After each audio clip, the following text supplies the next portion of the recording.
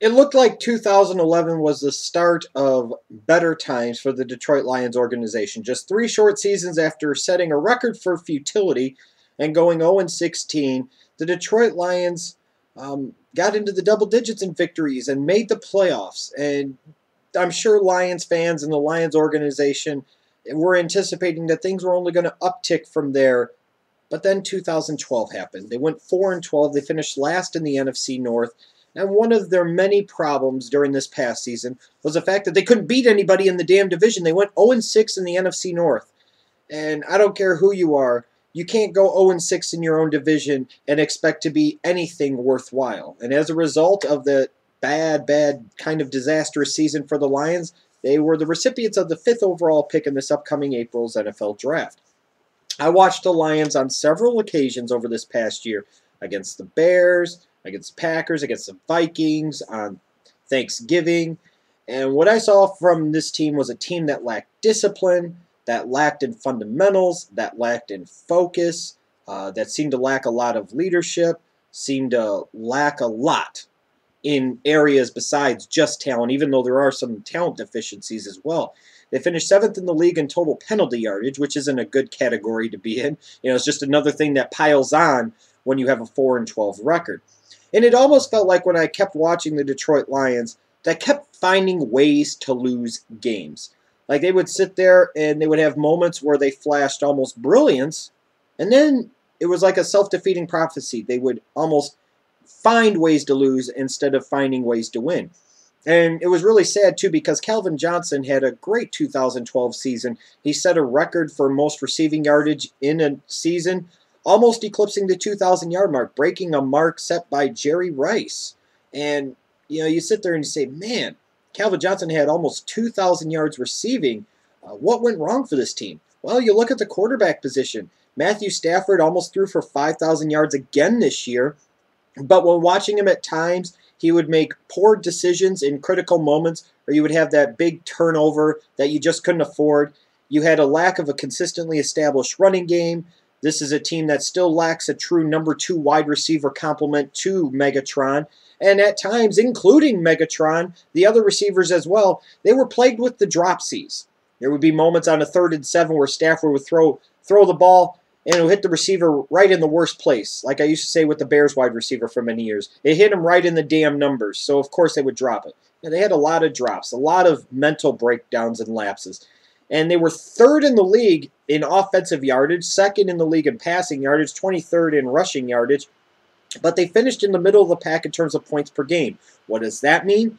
You might say, well, they got a lot of their yardage in garbage time. Some of that is true, absolutely. But you can look at it at the flip side, too. There were games that they were in, and they were able to move the ball effectively down the field, but they would have poor play calling or poor decision-making, or they would beat themselves with penalties or turnovers, and they cost themselves a lot of opportunities to put points on the board, even at times, even if those were just field goals. And that's a major contributing factor to why this team ended up only winning 4 games in 2012. Now, you look at the defensive side of the ball, there is some talent there, yes, but ultimately they finished 27th in points allowed. They really struggled to generate takeaways. You watch them throughout the year, there were so many instances of poor tackling for them. They missed all types of tackles, blown assignments, poor angles, especially in the secondary. And for a team that has so much talent in theory in their front four, their defensive line with Sue and Fairley in the middle, and then Van den Bosch and Averill at defensive end, they really at times struggled to generate a consistent pass rush. Like you would look at them and on paper you'd say, oh my God, this defensive line should be causing all types of havoc for NFL quarterbacks. At times they did, and other times they were just non-existent. And it was actually somewhat surprising to me that both general manager Martin Mayhew and head coach in particular, Jim Schwartz, were able to keep their job. They got a 1-year stay of execution. Especially surprised me with Schwartz because I felt like in a lot of ways that he kind of lost the locker room and he lost the team. And a lot of times you look at talent may not always necessarily be a reflection of the head coach, but missed tackles and blown assignments and poor angles and a lack of leadership and mental discipline and focus on the defensive side of the ball in particular, which is Jim Schwartz's forte, those are a reflection of the head coach. So I was actually kind of surprised that he did keep his job, but maybe he had bought himself enough capital with the 2011 season where 2013 is either going to be the ultimate shit or get off the pot year for Jim Schwartz when it comes to the Lions organization.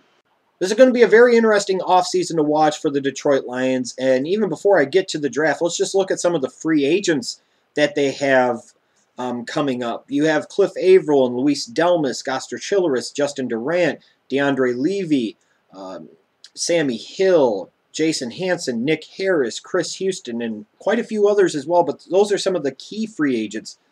You know, that's an awful lot of potential roster turnover, and I find it very hard to believe that they're going to necessarily be able to keep everyone, and in some cases they might not want to keep everyone, because are they really going to want to invest huge money over a period of time into somebody like a Cliff Averill? Is Luis Delmas really worth a big free agent contract or a big contract as a safety? Is he really worth it? On Goster Chilleris, how much money do you really want to invest in your right tackle? Durant and Levy, they're okay linebackers, but they're nothing special. Chris Houston, nothing special. You know, and even when you look at Jason Hanson, a guy that's been a Detroit Lion for over 2 decades now, at some point in time, eventually, I would think you would have to come up with a replacement for him, but you would think guys like him and Harris would probably be retained.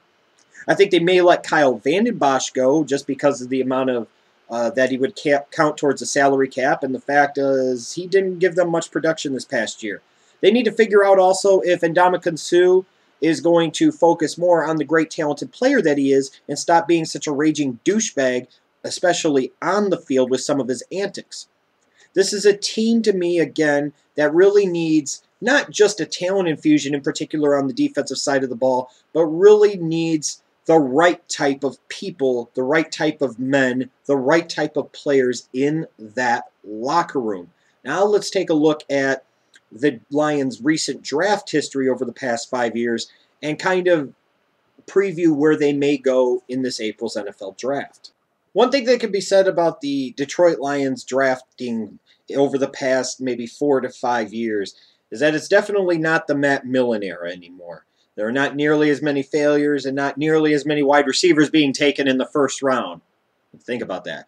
4 wide receivers taken in the first round in a 5-year stretch. Oof. You wonder why the Lions went 0-16 in 2008. I'm just saying. The 2009 draft in particular was a very good one for the Detroit Lions. They got their quarterback of the future in Matthew Stafford, and then other key players such as Brandon Pettigrew and Luis Delmas, etc. And that really, I think, in a lot of ways, was the starting point, the real beginning point that led to the 2011 playoff season. I think a lot of times when you hear people say that, you don't really find out about a draft class until 2 or 3 years in, that is very true, but sometimes I don't think people look at it necessarily from the perspective that they should. They look at it more from the individual player standpoint, and I choose to look at it more from a team success standpoint. And what I mean is when you look at the Detroit Lions, in 2009, they had a pretty good draft. They found their quarterback in Stafford. They found his safety valve tight end in Pettigrew. They found their best defensive back on their team, which might not say a whole lot now, but at the time, in Luis Delmas. They found 3 key contributors with 2 first-round picks and a second-round pick. So those guys were very instrumental in help making the team a playoff team by their 3rd season, especially when you sprinkle in guys like Ndamukong Suh and you already had a Megatron in-house. There really haven't been any first-round bust except maybe for Javid Best. And even when they took Javid Best, you could understand at the time what they were going for and why they did it. Sometimes you take a risk, sometimes it pans out, sometimes it doesn't due to things like with Javid Best's case, injuries. To me, another problem, or another thing you look at, I should say, with the Lions, is that over the past few years, they really have failed to effectively add talent, especially to the back 7 of their defense, the linebacking core, and in particular the secondary, and also have still, to me, failed to find a true complementary number 2 wide receiver to Calvin Johnson. You look at guys like Titus Young and Ryan Broyles. To me, those are more like slot guys. Nice players that you line up as your 3rd and 4th wide receivers, you've got something. But if you're asking them to step above and beyond what their talent level really indicates and expect them to be a number 2 wide receiver, not so much. To me, they're still lacking that true number 2 possession type receiver, and no, Nate Burleson is not it. As far as looking ahead to what their draft philosophy might be in 2013, I think it's clear that they need help on the defensive side of the ball. But as much as you might say that they need talent on the defensive side of the ball, in particular in the back seven of that defense, and that's an appropriate statement, they need discipline, they need toughness, they need focus, they need leadership just as much. To me, a few months ago, I was looking at a guy like Monte Teo, and I was saying if he wouldn't have looked so bad in the national championship game and then some of the other stuff afterwards, wherever the Lions were going to be picking in the first round, that to me would have been the perfect guy to really, one, help make up for the mistake of taking Luis Delmas over somebody like James Laurinaitis in 2009, and two, would give them a great leader and a disciplined player in the middle of their defense. He really would have been an ideal fit and would have been an immediate contributor, and I do think made quite a bit of difference on the defensive side of the ball. But when you look at the Lions, to me, their biggest void in terms of talent and everything else on the defensive side really is in the secondary. They lack a true number one cover corner. Their safeties, to me, even with Delmas, are nothing special. They lack discipline. They're just not talented enough. They take poor angles. They take too many chances.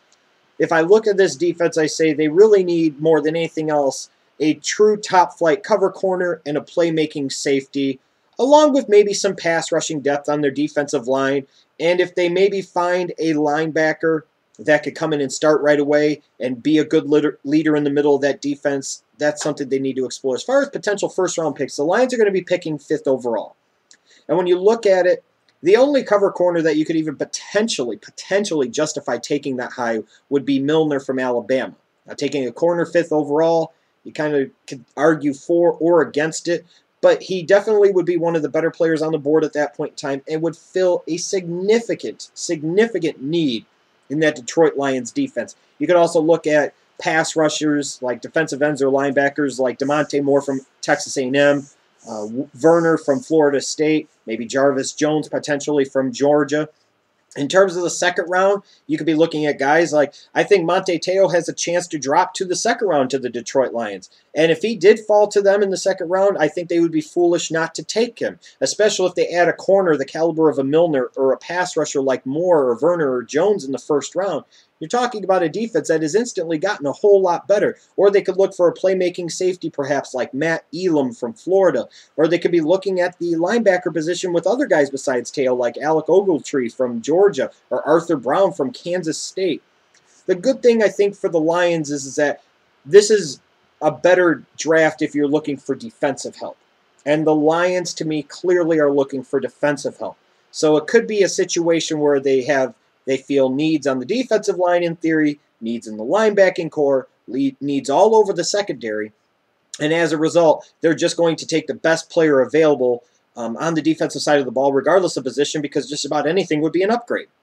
But, like I said, as much as talent is important, they need to focus on guys that are positive presences in the locker room, that are disciplined players, that bring leadership and toughness and have a good motor and don't quit.